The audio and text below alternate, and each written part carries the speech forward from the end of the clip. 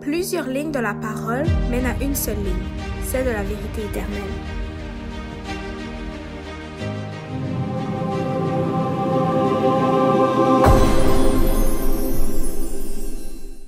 Donc, bonjour à tous et à chacun. Donc, merci à Ravna pour le chant sur Pêcheur. Donc, aujourd'hui, on va parler de la deuxième partie de notre étude sur le baptême. Donc, pour ceux et celles qui n'ont pas été présents à la première, elle sera diffusée sur YouTube dans les prochaines semaines à suivre, en fait, dans plusieurs semaines. Et si vous avez des questions, on vous prie de pouvoir les poser à la fin. OK? Vous allez voir à la dernière diapositive, il y aura un marqueur qui va être écrit questions et réponses. Donc, si vous avez des questions, vous pouvez les écrire sur un papier, puis à la fin de notre étude, on va pouvoir y répondre.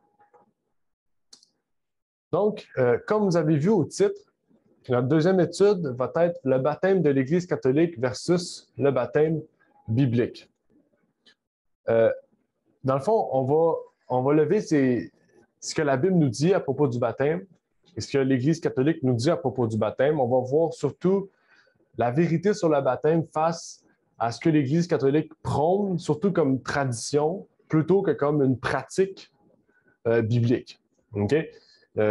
Pour l'Église catholique, le baptême, c'est un dogme avant d'être une doctrine biblique basée sur la vérité. Donc, avant de commencer, je vais faire une courte prière, et par la suite, on pourra entamer ce sujet. Notre Père qui est aux cieux, j'aimerais te remercier, Seigneur, pour ce moment de partage que tu nous permets d'avoir. Merci de nous permettre, Seigneur, aujourd'hui de pouvoir discuter du baptême, de pouvoir comprendre et surtout connaître ce que tu veux nous révéler, Seigneur, sur le baptême. Puisses-tu nous bénir en cette journée, nous permettre de non seulement comprendre, mais de pouvoir voir à la lumière de ta parole, Seigneur, la vérité sur le baptême. Que tu puisses donc nous bénir chacun d'entre nous ici présents et ceux qui sont avec nous, Seigneur, sur YouTube et sur Zoom.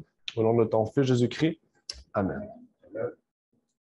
Donc, on va commencer avec la première question du jour. On aura beaucoup de questions. OK?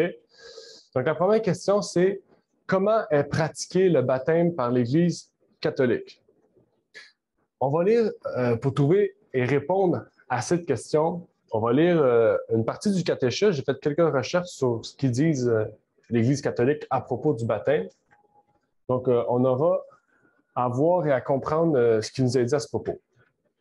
Le catéchisme à la page 1284 nous dit « En cas de nécessité, toute personne peut baptiser pourvu qu'il ait l'intention de faire ce que fait l'Église et qu'elle verse de l'eau sur la tête du candidat en disant « Je te baptise au nom du Père, du Fils et du Saint-Esprit. » Okay? Ça, c'est la pratique généralisée de l'Église catholique au sujet du baptême. Mais, qu'est-ce que la Bible nous dit? Comment est le baptême de la Bible? On va lire deux textes ensemble pour qu'on puisse trouver réponse à cette question. Dans Romains 6, versets 3 et 4, on nous dit « Ne savez-vous pas que nous tous qui avons été baptisés en Jésus-Christ, nous avons été baptisés en sa mort? Nous avons donc été ensevelis avec lui par le baptême en sa mort, afin que, comme Christ est ressuscité des morts par la gloire du Père, de même nous marchions, nous aussi, dans une vie nouvelle. » Donc ici, il y a des points importants. Premièrement, on comprend que le baptême nous amène à une nouvelle vie. Le baptême nous amène à une vie nouvelle. Okay? Donc, une nouvelle naissance.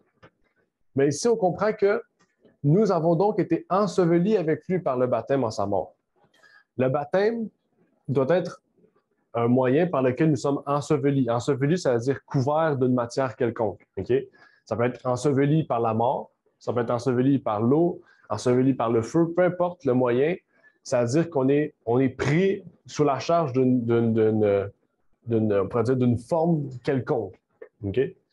Donc, le baptême ne peut pas être fait seulement sur le front. Comme l'Église catholique nous dit, l'Église catholique dit que l'eau est versée sur le front. Okay? Tandis que la Bible nous dit non, on doit être enseveli dans l'eau. Ça veut dire qu'on doit être vraiment plongé dans l'eau. Tout notre corps doit être mis sous l'eau. OK? Et ça, c'est un symbole de la mort avec Christ. OK? C'est écrit comme Christ est mort et qu'il a été enseveli, nous aussi, on laisse notre vie antérieure mourir par le baptême. Dans la Bible, il y a 2 mots pour baptême. Dans la Bible, il y a 2 mots pour baptême. Okay? Il y a baptisma. Baptisma, c'est le terme pour le nom baptême qui signifie immersion ou submersion. Okay? Baptisma, en grec, est le mot qui signifie immersion et submersion. Il y a aussi baptizo, baptizo en grec. Baptizo qui est le terme pour le verbe baptême qui signifie aussi plonger, immerger, submerger. Okay? Baptisma, c'est le nom. Baptizo, c'est le verbe. Okay? Il y a 2 termes dans la Bible. Et ça, c'est lié aussi au texte qu'on a lu. Lisons un autre texte, dans Éphésiens 4, verset 5. Un seul Seigneur, une seule foi et un seul baptême. Donc, il y a un seul baptême pour dire que il y a une seule méthode de baptême, mais il y a aussi un seul baptême dans le Seigneur. C'est-à-dire qu'il y a un seul baptême qui est au nom de Jésus-Christ. OK? Ça nous amène aussi à aller plus loin dans notre réflexion, parce que ça, ce n'est que le début. OK? La 3e question est, quel est le sacrement lié au baptême dans l'Église catholique? Quel est le sacrement lié au baptême dans l'Église catholique? Qu'est-ce qui suit en fait le baptême?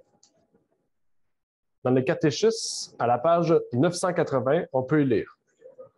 C'est par le sacrement de pénitence que le baptisé peut être réconcilié avec Dieu et avec l'Église. Les pères ont eu raison d'appeler la pénitence un baptême laborieux. Ce sacrement de pénitence est pour ceux qui sont tombés après le baptême nécessaire au salut, comme l'est le baptême lui-même pour ceux qui ne sont point encore régénérés. La pénitence, si on lit la description ici, la pénitence, si on lit on prend ce qui est marqué ici, c'est un sacrement. C'est un sacrement qui a pour but de pardonner les péchés. C'est un acte de foi. OK? Ça, c'est d'après ce que l'Église catholique dit. L'Église catholique nous dit que la pénitence est un sacrement qui a pour but de pardonner les péchés. OK? La pénitence est faite extérieurement. C'est en fait faite par un prêtre. OK? Et c'est ça la différence. Il y a aussi la pénitence intérieure, qui est la conversion du cœur, qui est un changement du cœur, du refus de péché. Ah, on est tout seul. On comprend ici que pour eux, on comprend aussi pour eux que le baptême, qu'est-ce qui suit le baptême? C'est la pénitence, OK? Ici, qu'est-ce qu'on comprend bien? C'est que la pénitence, c'est le moyen par lequel nos péchés sont pardonnés. D'après l'Église catholique, c'est ça. La façon que nos péchés sont pardonnés, c'est par la pénitence. OK?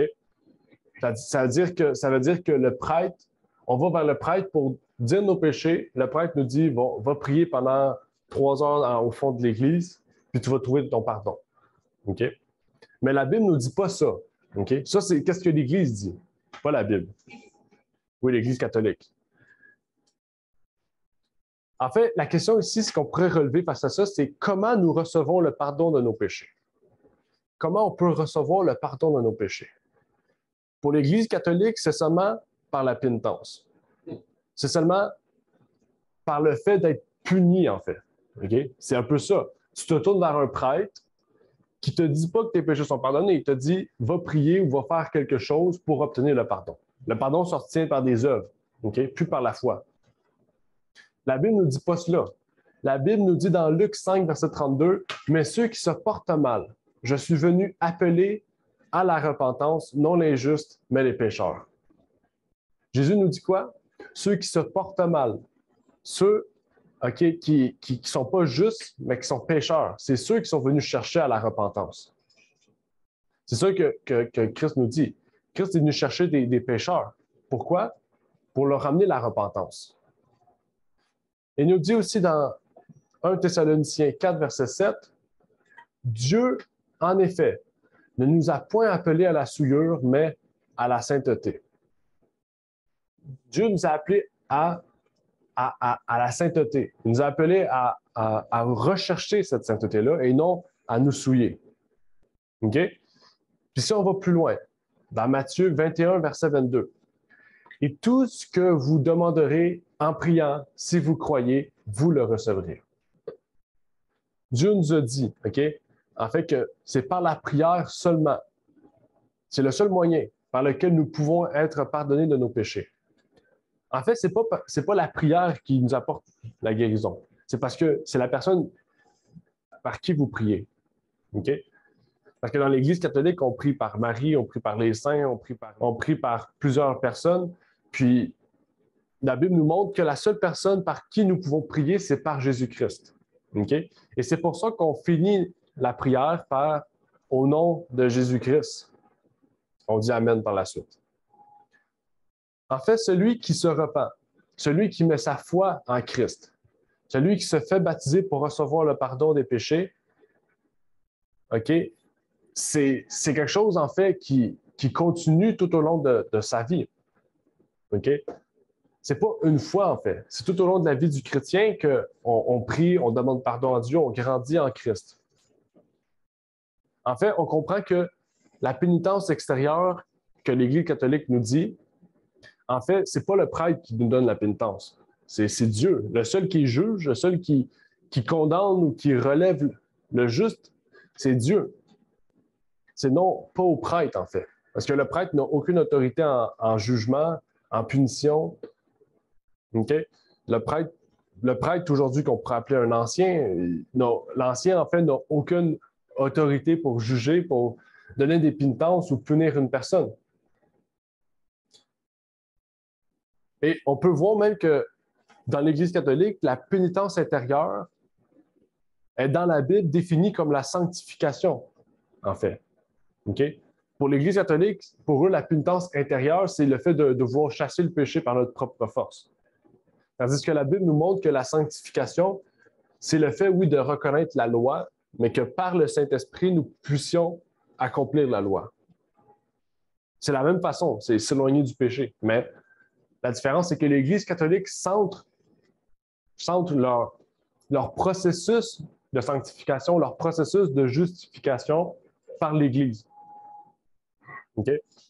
Ça veut dire que tout se fait dans l'Église. OK? Alors, Jésus et Dieu n'ont presque plus d'intérêt parce que tout se fait dans l'Église, en fait. Question numéro 5. Par qui l'Église catholique pardonne les péchés des baptisés? Par qui l'Église catholique pardonne les péchés des baptisés? Il faudra aller lire encore une fois le catéchisme qui nous dit « De par la volonté du Christ, l'Église possède le pouvoir de pardonner les péchés des baptisés. Et elle l'exerce par les évêques et les prêtres de façon habituelle dans le sacrement de pénitence. » OK?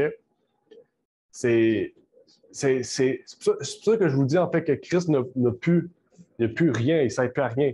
Parce que pour eux, Christ a donné toute autorité à l'Église. OK? Puis quand on dit toute autorité, c'est l'autorité de condamner une personne, de l'emmener en enfer, de l'emmener au paradis. C'est eux qui décident de qui va où, de quoi. Puis ça, c'est selon l'argent que vous donnez, c'est selon beaucoup de choses. Tandis que c'est pas comme ça que la Bible marche, en fait. Même qu'ils vont plus loin. Un peu plus tôt, ils disent, en fait, c'est pas la même page, c'est 983, les prêtres ont reçu un pouvoir que Dieu n'a donné ni aux anges ni aux archanges. Yes. Dieu sanctionne là-haut tout ce que les prêtres font ici-bas. Okay? C'est grave de dire que les prêtres, c'est-à-dire des hommes non, qui sont pas parfaits, des hommes imparfaits, qui sont pécheurs. Okay? Ils se disent avoir reçu une autorité que même les anges n'ont pas, des êtres parfaits. Il faut savoir que chacun a son travail à faire, chacun a son ministère. Okay? Les ministres ont leur ministère. Les diacres, les anciens, les pasteurs ont un ministère à faire sur terre. Les anges ont un ministère à faire sur terre. Jésus a un ministère à faire au ciel et sur terre. Okay? On a tous des ministères à faire. Okay? Okay? C'est seulement par Jésus-Christ, okay, qu'on peut recevoir le pardon des péchés. C'est seulement par Jésus-Christ, parce qu'il faut savoir qu'il y a seulement un être qui était parfait sur terre et qui est parfait au ciel, qui peut créer le lien entre la terre et le ciel. Donc, un prêtre ne peut pas créer le lien entre la terre et le ciel. Un prêtre ne peut pas juger, parce que lui-même, il est condamné par la même loi qui dit être juge.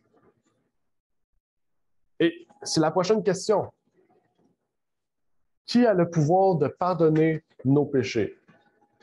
La Bible va nous montrer que c'est certainement pas le prêtre qui, chaque dimanche, donne le pain quotidien puis toute leur ribambelle de choses qu'ils font chaque dimanche. Mais la Bible nous dit dans Matthieu 6, verset 12, « Pardonne-nous nos péchés, comme aussi nous pardonnons à ceux qui nous ont offensés. » Un texte important. Même un autre texte qu'on peut lire, c'est dans Marc 11, verset 26, que si vous ne pardonnez pas, votre Père qui est dans les cieux ne vous pardonnera pas non plus vos offenses. OK? Ici, ce n'est pas les prêtres là, qui disent ça. OK? C'est Dieu. Si vous pardonnez à votre frère, Dieu va vous pardonner. Si vous ne pardonnez pas, Dieu ne vous pardonnera pas. OK? Parce que justement, l'ordre de Dieu, c'est d'aimer notre prochain, donc, c'est-à-dire de pardonner notre prochain aussi. Si on ne le fait pas, mais on désobéit à ce qu'il nous dit, donc il ne va pas nous pardonner non plus. On peut continuer dans 1 Jean 1, verset 9, qui nous dit « Si nous confessons nos péchés, il est fidèle et juste pour nous les pardonner et pour nous purifier de toute iniquité. » Si nous confessons nos péchés, ça dit il est fidèle et juste. Christ est fidèle et juste pour pardonner nos péchés. C'est le seul qui peut, en fait. Un prêtre ne sera pas fidèle ni juste dans ce qu'il dit, parce que c'est un homme pécheur. Aucun homme, en fait, ne serait assez juste, assez fidèle pour nous permettre, en fait, de pardonner nos péchés. Il nous reste d'autres textes à lire. Dans Psaume 130, verset 4, « Mais le pardon se trouve auprès de toi afin qu'on te craigne. » Mais le pardon se trouve auprès de toi afin qu'on te craigne. Et Apocalypse 14, verset 6 nous dit « Craignez Dieu. » OK?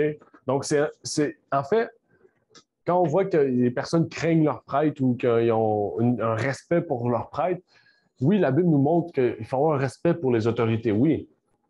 Mais ça reste un homme. Ça reste un homme qui est faillible, qui peut pécher, qui peut commettre l'erreur, qui, en fait, donc ne peut pas être juge. OK? Ne peut pas être un juge. Un juge, quand on parle de juge, c'est un juge qui veut juger, en fait, qui veut être le juge devant Dieu. On ne peut pas être juge devant Dieu. OK? Les ministres n'ont pas, leur travail en tant que ministre n'est pas d'être juge. OK? C'est justement, c'est d'amener toute personne à Jésus-Christ. C'est ça leur travail. Mais leur travail, c'est pas de les amener à eux ou à l'Église. Mais c'est de les amener à Christ. C'est ça le but de l'Église. L'Église du Christ, c'est d'amener toute personne vers Jésus-Christ, toute personne à la vérité. Mais c'est pas d'amener toute personne à l'Église pour après ça respecter l'Église. L'Église en fait, la Bible ne nous dit pas de faire cela. Dans Marc 2, verset 10, on nous dit « Or, afin que vous sachiez que le Fils de l'homme a sur la terre le pouvoir de pardonner les péchés. » Il dit au paralytique, et ce n'est pas écrit, mais « Lève-toi et marche. » Ça dit, le Fils de l'homme a sur la terre le pouvoir de pardonner les péchés. S'il a le pouvoir sur la terre, c'est que ça ne peut pas être Jésus lui-même qui a donné le pouvoir au prêtre de pardonner les péchés. Parce que c'est le Fils de l'homme qui a le pouvoir de pardonner les péchés. Leur autorité ne vient pas de la Bible, en fait. Leur autorité vient de la tradition de l'homme, vient des écrits des pères. Okay? Donc, des hommes ont donné autorité à des hommes. Mais la Bible nous dit que la seule autorité qui a le pouvoir de pardonner les péchés, c'est Jésus-Christ. Éphésiens 4, verset 32. Mais soyez les uns envers les autres, bons, miséricordieux, vous pardonnant les uns aux autres, comme Dieu vous a aussi pardonné en Christ. Comme Dieu vous a aussi pardonné en Christ. Donc, en plus, là, on intègre Dieu. Donc, Dieu a donné toute puissance à Christ, pour que Christ puisse venir sur terre et qu'il puisse nous permettre maintenant de pardonner nos péchés. C'est ce que Christ est venu faire sur cette terre. C'est le travail de Christ, en fait. Avançons.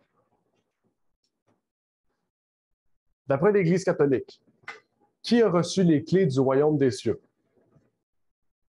Bonne question, hein? Qui a reçu les clés du royaume des cieux? OK? On sait déjà un peu la réponse, OK? Parce que pour eux, l'Église a reçu tout, en fait. Pour eux, l'Église, c'est Dieu sur terre. Quand on dit vraiment Dieu sur terre, pour eux, c'est ça. OK? Et il y a une différence entre que l'Église du Christ est la représentante de Dieu sur terre et que l'Église est Dieu sur terre. Parce que l'Église est Dieu sur terre, ça veut dire qu'on peut être juge, on peut être intercesseur, on peut être tout. Mais si l'Église représente Christ sur terre, elle représente Christ par son caractère, par sa démonstration. C'est différent.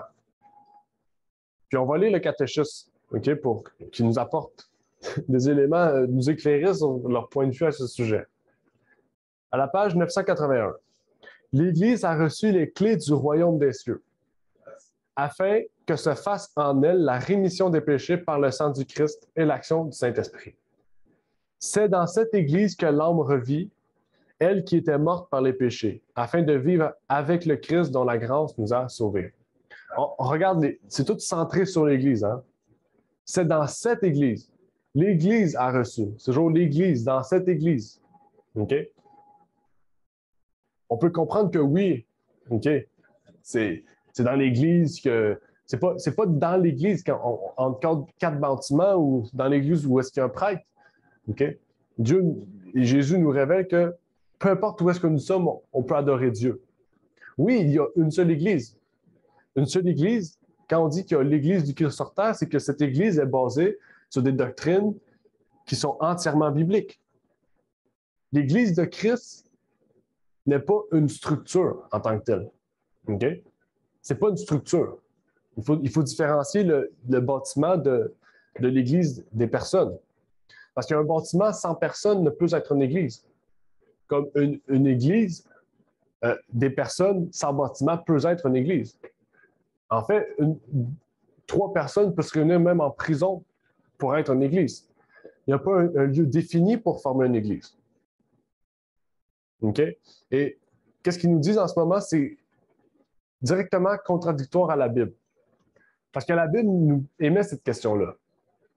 Comment peut-on entrer dans le royaume des cieux? Parce que pour eux, le royaume des cieux, c'est l'Église. Quand tu rentres dans l'Église catholique, tu rentres dans le royaume des cieux. Pour eux, c'est ça. Ils ont reçu les clés. C'est-à-dire que c'est eux qui disent, bon, si tu donnes 10 $, tu peux entrer au ciel. OK? Si tu ne parles plus de ça, tu vas pouvoir entrer au ciel. C'est eux qui ont les clés. OK? Ici, Jésus nous dit, en vérité, je te dis que si un homme ne naît d'eau et d'esprit, il ne peut entrer dans le royaume de Dieu. OK? Si un homme ne naît d'eau et d'esprit, il ne peut entrer dans le royaume de Dieu. OK? Donc, naître d'eau et d'esprit, OK, c'est le moyen par lequel on entre dans le royaume de Dieu. Pas parce qu'on rentre dans l'Église catholique, on est sauvé. Parce que pour eux, quand on rentre et qu'on est baptisé, on est sauvé. C'est eux qui ont la clé. OK? Une fois sauvé, une fois baptisé, une fois sauvé. Pour eux, c'est comme ça. OK? Puis on va aller plus loin. On va lire un autre texte. On va avancer dans Puissance de la grâce, qui est d'Ellen White. Elle nous dit, le Christ a fait du baptême le signe de l'entrée dans son royaume spirituel. Il en a fait une condition formelle à laquelle doivent se conformer tous ceux qui reconnaissent l'autorité du Père, du Fils et du Saint-Esprit. En accomplissant le rite du baptême, ils déclarent ainsi publiquement qu'ils ont renoncé à suivre Satan et sont devenus membres de la famille royale, enfants du roi des cieux. Donc ça, c'est une grande information. C'est une grosse affirmation qui nous est dit ici. Mais c'est vrai. C'est un peu le but du baptême, en fait. Le but du baptême, c'est reconnaître le Père, le Fils et le Saint-Esprit, OK, comme étant justement ce par lequel Dieu peut interagir en nous. OK? En fait, si on reconnaît qu'il y a un seul Dieu, qu'il y a un seul Fils unique, engendré, et que par cela, en fait, il peut travailler en nous par son esprit, mais en fait, on peut être baptisé. Okay? C'est pas reconnaître ici une Trinité, mais c'est reconnaître ici que dans la Bible, on nous parle d'un Père, on nous parle d'un Fils et on nous parle d'un Saint-Esprit. Okay? Et là, on ne va pas entrer dans les détails de comment on les explique, mais vous comprenez ce qui est dit à ce propos. Et même dans le Conseil à l'Église, okay, elle nous dit, le baptême, c'est la réconciliation solennelle au monde. Ceux qui sont baptisés au nom du Père, du Fils et du Saint-Esprit dès leur entrée dans la vie chrétienne déclarent publiquement qu'ils ont renoncé à suivre Satan et sont devenus membres de la famille royale, enfants du roi des cieux. Okay? Donc, c'est un peu le même paragraphe qu'on a lu auparavant, mais on reconnaît en fait ici ce qu'il en est en fait. Le baptême, c'est la réconciliation solennelle au monde. Au monde. Okay? C'est la réconciliation solennelle au monde. Le baptême, c'est un geste. C'est le geste le plus important, en fait. C'est l'acte public d'union avec le Christ. On peut dire que c'est le ticket de voyage ou le ticket d'entrée dans son royaume. Okay? Le baptême, il nous ouvre les portes à la cité. Après ça, on se prépare pour rentrer à la cité. On prépare notre caractère pour rentrer dans la cité céleste. À la question numéro 9. D'après l'Église catholique, qu'avaient reçu comme pouvoir les apôtres dans la chambre haute? Okay? D'après l'Église catholique. En effet, le Christ ressuscité a confié aux apôtres le pouvoir de pardonner les péchés lorsqu'il leur a donné l'Esprit Saint. Okay? En fait, est-ce que dans la Bible, on retrouve cela, cette affirmation-là? Non. Okay? Eux sont arrivés à la conclusion que quand les apôtres ont reçu le Saint-Esprit, ils ont reçu le pouvoir de pardonner les péchés. Tandis que dans la Bible, on a reçu, on n'a vu aucune de ces affirmations-là. Puis les apôtres ne nous ont pas confirmé cela, en fait, en disant « pardonne tes péchés ». Okay? En fait, Pierre a déjà guéri un lépreux. Peut-être qu'il faudrait revoir le texte. Peut-être qu'il a dit, puis en fait, non, il n'a jamais dit ça. Mais si ça aurait été Jésus, on l'aurait vu. Mais Pierre n'a pas dit « lève-toi et marche, tes péchés sont pardonnés ». Okay? Mais il a dit « au nom de Jésus, lève-toi et marche ». Okay? Parce que c'était la seule façon qu'ils pouvaient procéder. En fait, qu'est-ce qui permettait justement de trouver le pardon à leurs péchés? C'est quand ils prononçaient le nom de Jésus. Parce que ces gens-là croyaient en Jésus. Mais qu'en est-il? Qu'ont reçu réellement les apôtres par l'Esprit de Jésus-Christ? Les apôtres ont reçu la puissance pour être des témoins de Jésus-Christ. En fait, ils n'avaient pas la puissance. Oui. Ils n'avaient pas la puissance de pardonner les péchés, mais ils avaient la puissance de pouvoir montrer aux gens celui qui allait pardonner le péché. En fait, les apôtres devaient être des témoins du Seigneur. Être témoin d'une personne, c'est quoi? C'est révéler une personne. Okay? Quand par exemple, je ne sais pas, on fait du porte-à-porte ou on distribue, on met des accroche-portes pour les publics-sacs, on est témoin, on est porteur d'un message. Dans les publics-sacs, on apporte les nouveautés dans tel marché ou dans telle autre affaire. Et Jésus nous demande de faire la même chose, d'être des témoins, d'apporter Jésus-Christ aux gens. En fait, le Saint-Esprit, c'était seulement la confirmation que Christ travaillait en eux et qui travaillait par eux aussi. OK. Acte 1, verset 8. « Mais vous recevrez la puissance du Saint-Esprit qui viendra sur vous, et vous me servirez de témoins, tant à Jérusalem que dans toute la Judée et la Samarie et jusqu'aux extrémités de la terre. » C'était ça, en fait, le point de confirmation à ce qu'on vient de dire jusqu'à présent. À la question numéro 11. dans l'Église catholique, que font les gens qui désirent recevoir le baptême?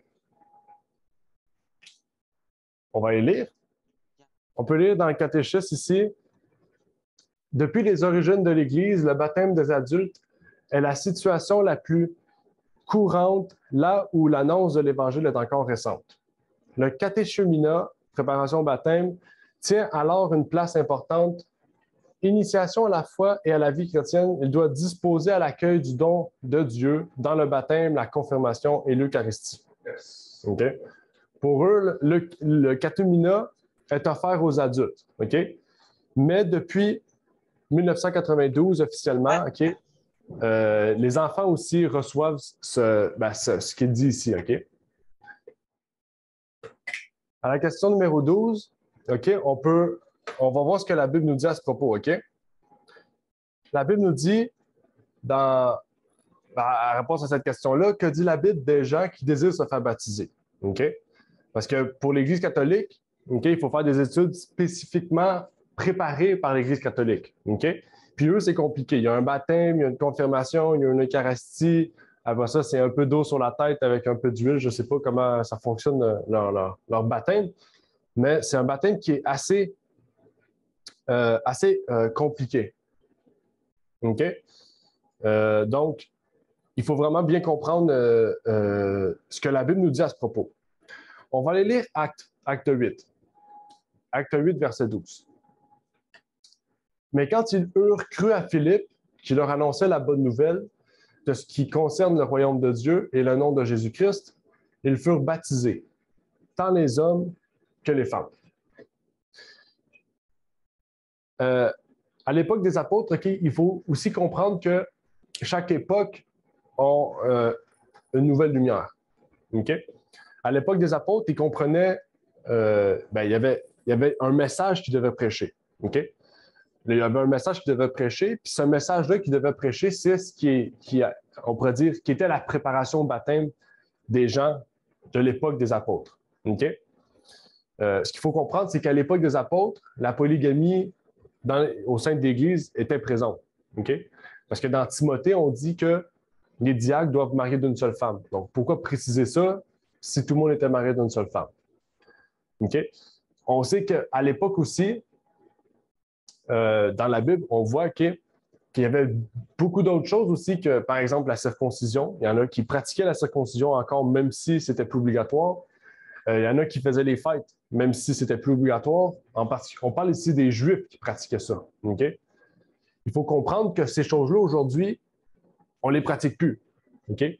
Même que dans la préparation au baptême, on les inclut comme quoi que c'est pas obligatoire, puis en fait que c'est contre-biblique, en fait. Parce que continuer à pratiquer ça, c'est comme refuser Jésus-Christ parce que ces choses annonçaient Jésus-Christ. Il faut comprendre, OK, que plus qu'on avance, plus que donc, il y a des doctrines qui se forment, des compréhensions bibliques qui se forment. Au temps des apôtres, l'Apocalypse n'était même pas écrit. Aujourd'hui, c'est écrit. Donc, c'est quelque chose qui est important juste, pas besoin de comprendre toute l'Apocalypse, mais de savoir que le livre de l'Apocalypse, on pourrait dire, est un livre qui est prophétique et qui va nous apporter à comprendre des choses aujourd'hui. Par exemple, dans la Bible, on peut voir qu'il y avait certains messages qui étaient prêchés avant que les gens soient baptisés. Par exemple, dans Acte 8, verset 12, comme on voit ici, on pouvait voir que Paul parlait du royaume de Dieu avant d'emmener les gens au baptême. On voit dans Acte 2, verset 38, que Paul et Pierre parlaient de la justification par la foi, de la repentance et des pardons des péchés. Okay? De la repentance et des pardons des péchés avant que les gens soient baptisés. Encore une fois, dans Acte 8, verset 12, Paul et Pierre, les dirigeants, okay, parlaient de la divinité. Puis dans Acte 8, verset 35, on parlait aussi de la foi de Jésus. Donc, qu'est-ce que vous comprenez, c'est qu'avant que les gens soient baptisés, okay, on avertissait les gens, on préparait les gens en parlant du royaume de Dieu, de la justification par la foi, okay, de la divinité, de la foi de Jésus. On parlait aussi aux gens, okay, des viandes impures, de ceux qui devaient sacrifier ces viandes aux idoles, du sang, etc. On ne parlait pas de tout. On ne parlait pas du jugement. Paul n'a jamais parlé du jugement. OK? Pour dire aux gens, avant la préparation, je parle. Paul, oui, a parlé du jugement, mais il a toujours dit que le jugement serait futur. OK? Donc, il y a des choses que, oui, les Paul comprenaient, mais il ne parlait pas à ces gens-là de ces choses-là pour les préparer au baptême, parce que ce n'était pas un intérêt pour l'époque. Tandis qu'aujourd'hui, le jugement, c'est un message qui est très important. En fait, c'est qu'est-ce qui a défini aujourd'hui l'Église adventiste. On pourrait dire, l'adventiste historique, c'est le sanctuaire, c'est le jugement. Donc, c'est un message qui est important à comprendre pour que les gens puissent justement être baptisés. On pourrait lire une citation de l'Esprit de prophétie à ce sujet. Dans Testimonies for the Church au volume 6, okay, à la page 91.4. Il faut une préparation plus approfondie de la part des candidats au baptême. Ils ont besoin d'une instruction plus fidèle que celle qu'ils auraient habituellement donnée. Les principes de la vie chrétienne doivent être expliqués clairement à ceux qui viennent de découvrir la vérité.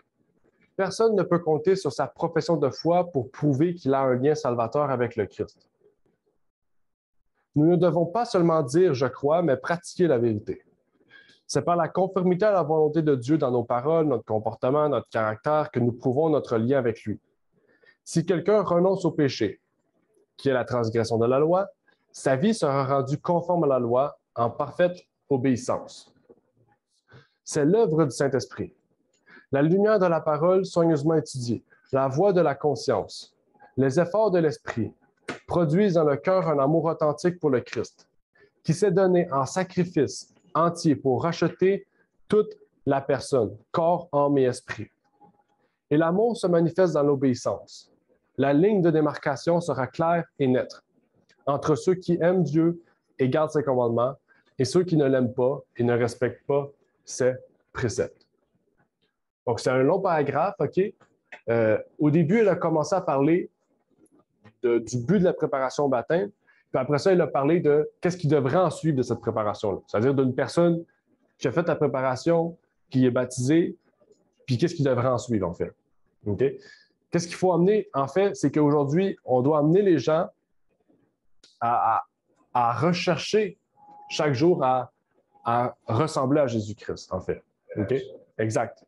En fait, parce qu'aujourd'hui, le christianisme a tendance à dire « tu crois en Jésus, je te baptise », puis on ne cherche pas à amener les gens à continuer leur marche chrétienne. OK? En fait, à se rapprocher de Jésus. On les laisse dans cet état-là de préparation, puis il faut qu'ils évoluent par eux-mêmes, ils peuvent prier, puis oui, on comprend très bien cette idée-là. OK? Par exemple, avec Paul, on prend l'exemple de Paul, pas de Paul, de Philippe, avec l'énuque éthiopien. Philippe n'a pas pu rester longtemps avec l'énuque. Il est resté peut-être une dizaine de minutes, puis le Saint-Esprit l'a enlevé.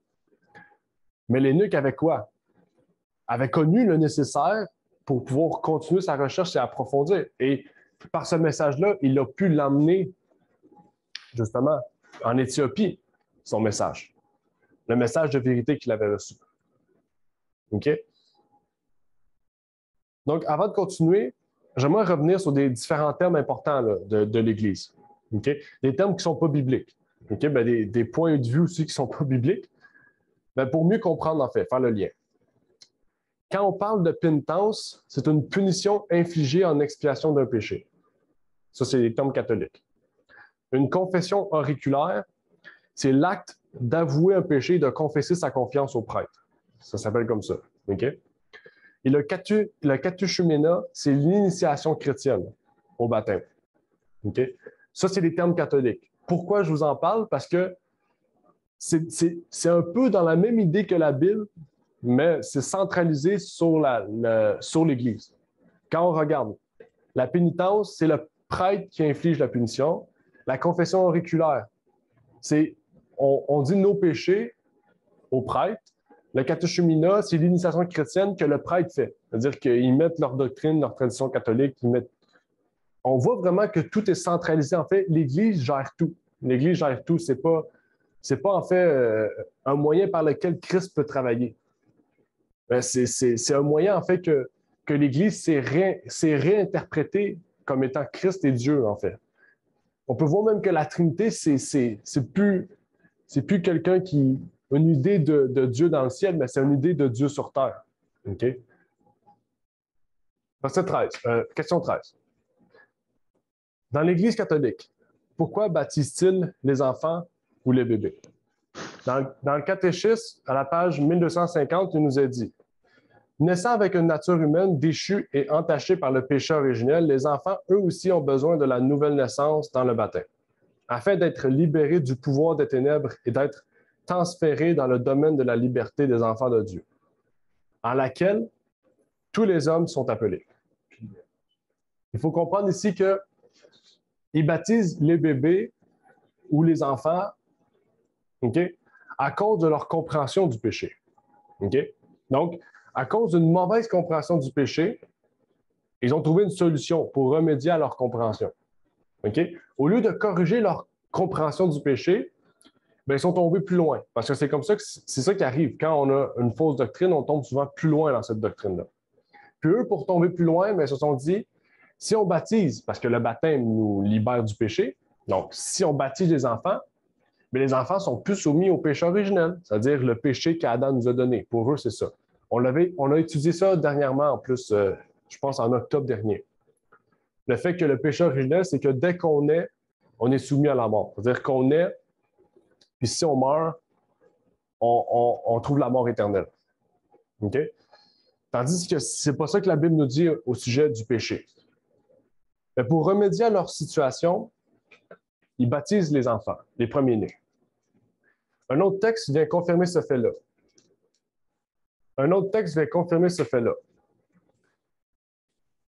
La pratique de baptiser les petits-enfants est une tradition immémoriale de l'Église.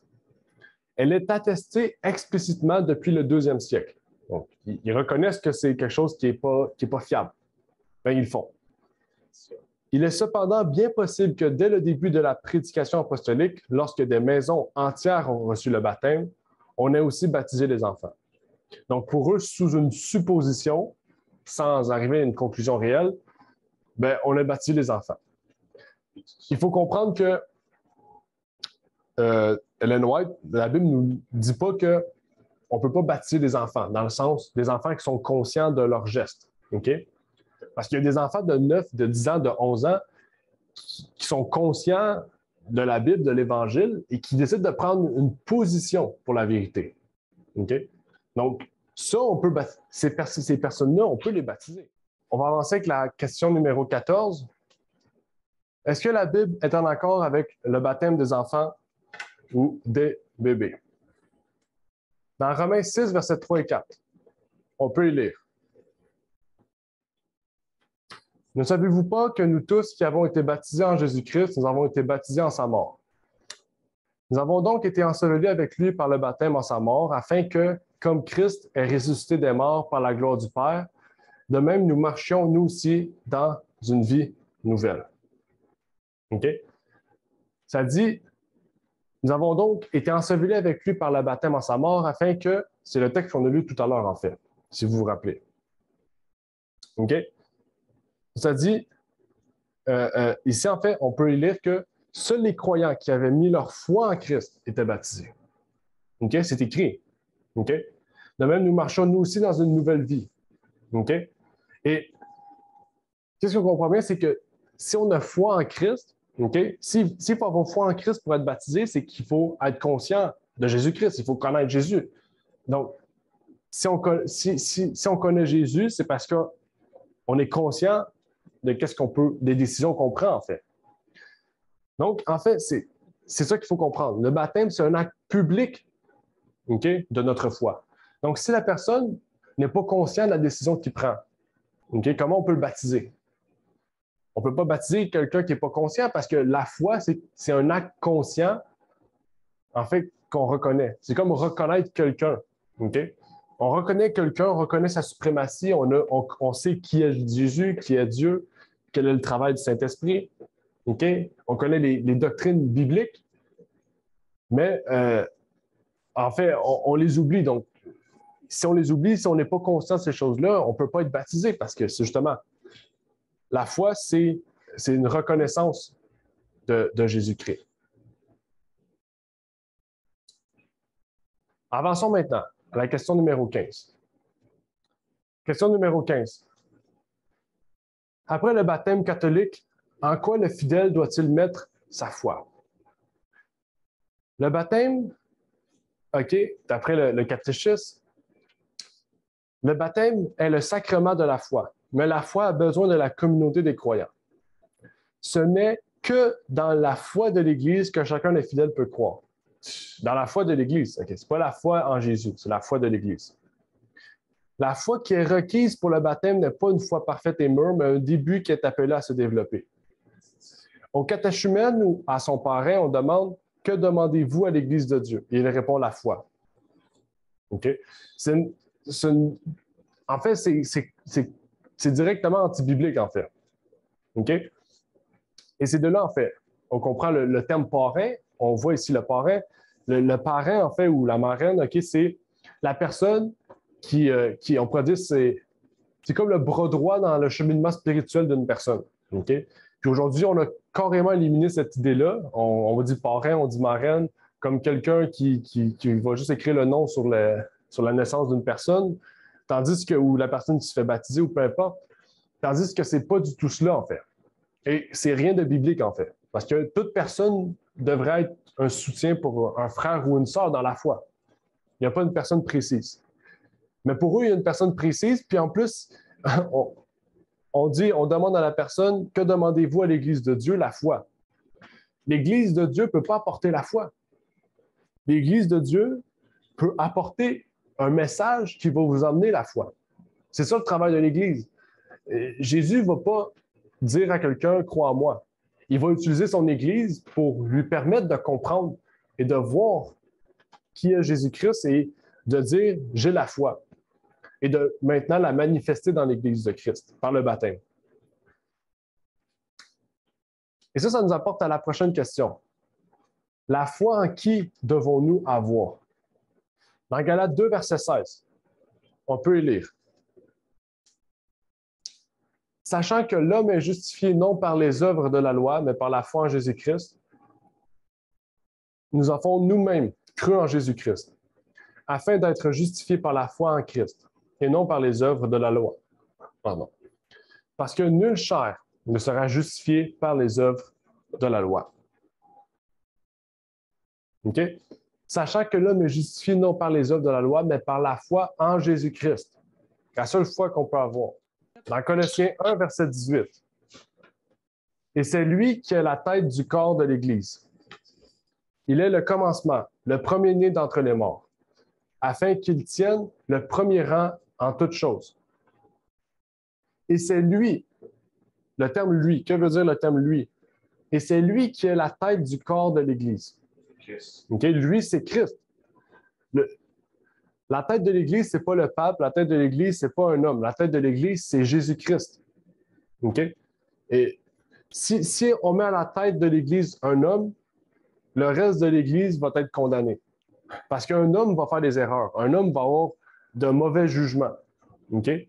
En fait, il n'y a aucun homme qui a un jugement parfait, qui a une ligne droite qui est toujours parfaite, en fait. Okay? Et c'est pour ça, en fait, qu'on doit mettre notre foi, notre confiance seulement en Jésus-Christ. On approche de la fin, donc si vous avez des questions, gardez-les en... Question 17. Après le baptême catholique, qui s'engage à soutenir la vie chrétienne du baptisé dans la foi? On vient d'en parler. Okay? Pour l'Église catholique, on vient d'en parler, on va voir ce que la Bible nous dit. Pour que la grâce baptismale puisse se déployer, l'aide des parents est importante. C'est là aussi le rôle du parrain ou de la marraine qui doivent être des croyants solides, capables et prêts à aider le nouveau baptisé, enfant ou adulte, sur son chemin dans la vie chrétienne. Leur tâche est une véritable fonction ecclésiale. Toute la communauté ecclésiale porte une part de responsabilité dans le déploiement et la garde de la grâce reçue au baptême. Donc, là, on rentre dans l'idée. Des termes parrain, marin, fiole, c'est des termes qui sont purement catholiques. Ça a des sens catholiques. Aujourd'hui, on a émis ce sens-là général. Les non-chrétiens, les protestants, tout le monde utilise ce sens-là, ce mot-là, sans utiliser le sens que l'Église nous l'a donné. On n'a pas une date exacte de l'apparition. J'ai fait des recherches, on n'a pas une apparition exacte de ce terme-là ou de cette idée-là. On sait juste que depuis la doctrine des enfants, des baptêmes des enfants, qu'on appelle le pédobaptisme, okay? Le pédobaptisme, c'est le terme doctrinal pour le baptême des enfants. Okay? Depuis cette doctrine-là, au fur et à mesure, le mot parrain et marraine s'est agrandi, a évolué. Okay? Au début, on dit que c'était les parents. Par la suite, ça a été des membres de la famille. Par la suite, ça a été n'importe qui. Okay? Et aujourd'hui, on en a perdu le sens. Mais il faut savoir que ces termes-là ne sont pas bibliques. Okay? Parce que la Bible nous dit quoi à ce propos? Que dit la Bible à propos du nouveau membre? Que dit la Bible à propos d'un nouveau chrétien, d'une nouvelle personne dans la foi? Dans 1 Corinthiens 12, verset 20, on peut y lire.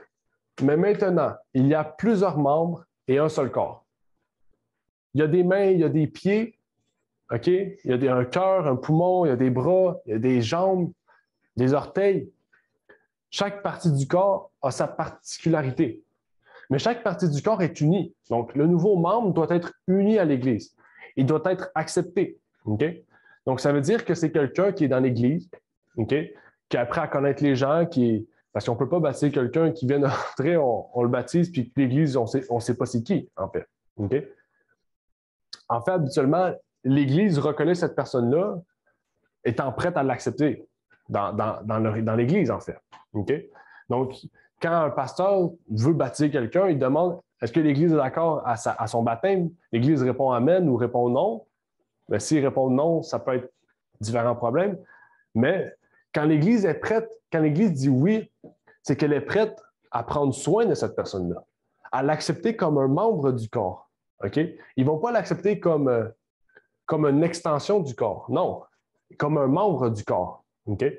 Donc, il faut comprendre que cette personne-là fait partie du corps, okay? Du corps du Christ. Ce n'est pas une extension du corps du Christ. Il fait partie du corps.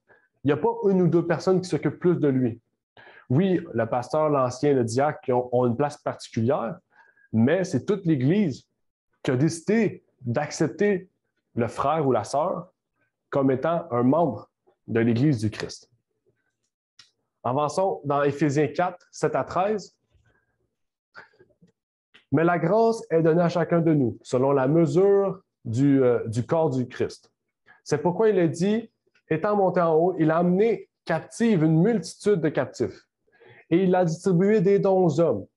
Or, que signifie il est monté, si ce n'est qu'auparavant, il était descendu dans les parties basses de la terre? Celui qui est descendu, c'est le même qui est monté au-dessus de tous les cieux, afin qu'il remplisse toutes choses. C'est aussi lui qui a établi les uns apôtres, les autres prophètes, les autres évangélistes et les autres pasteurs et docteurs, pour le perfectionnement des saints, pour l'œuvre du ministère, pour l'édification du corps de Christ, jusqu'à ce que nous soyons tous parvenus à l'unité de la foi et de la connaissance du Fils de Dieu, à l'état d'homme fait, à la mesure de la stature parfaite de Christ. Donc, il n'y a pas un membre en particulier qui est choisi pour s'occuper de cette personne-là. C'est toute l'Église qui décide de prendre à la charge ce frère ou cette sœur-là. En fait, c'est là qu'on voit l'unité, en fait. Parce que si chaque personne prend charge, c'est-à-dire que s'il y a un problème, cette personne-là est prête pour lui, on voit l'unité de l'Église en cela. On voit l'unité non seulement doctrinale, mais l'unité dans le cœur, dans le but de l'Église. C'est cela, en fait, à quoi Dieu nous appelle. On arrive maintenant aux questions-réponses. Donc, est-ce qu'il y a des gens sur YouTube qui ont des questions ou des gens sur Zoom qui ont des questions ou des gens dans la salle aussi qui ont des questions? Notre Père est aux cieux, j'aimerais te remercier, Seigneur, pour ce moment de partage que tu nous as permis d'avoir. Merci Seigneur pour le moment que tu nous as permis d'avoir sur le baptême, Seigneur. Puisses-tu nous bénir et nous permettre de comprendre ce que tu voulais nous révéler, Seigneur, sur la vérité de ta parole et sur ce que tu voulais, Seigneur, nous permettre de comprendre et surtout des erreurs que l'Église catholique émet, Seigneur, avec leurs traditions et leurs principes qui viennent des hommes, Seigneur. Puisses-tu nous bénir, nous permettre de marcher selon la lumière de ta parole et de marcher dans la vérité, Seigneur, et de nous détacher de toute tradition et toute autre chose, Seigneur. C'est ma prière au nom de ton Fils Jésus-Christ. Amen. Merci d'avoir écouté cette vidéo. Pour plus de contenu, abonnez-vous sur notre site Internet. Il est également possible pour vous de nous suivre sur notre page Facebook et de nous contacter par email.